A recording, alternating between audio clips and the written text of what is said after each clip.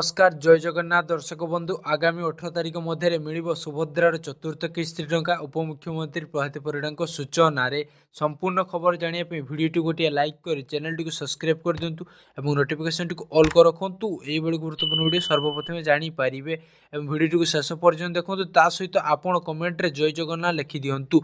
चालन दर्शक बंधु खबर पर नजर पकाइबा। महिला अर्थ सहायता योजना सुभद्रार चतुर्थ किस्ती आगामी 18 तारिख मध्य हिताधिकारी खाता को जीव। महिला आर्थिक भाव में सशक्त करने उद्देश्य आरंभ होता योजना अंतर्गत प्रत्येक हिताधिकारी वर्ष को 10,000 टंका दुईटी किस्ती में वर्षक 5,000 लेखाएं प्रदान कर हिसाब से 5 वर्ष में मोट 50,000 टंका मिल।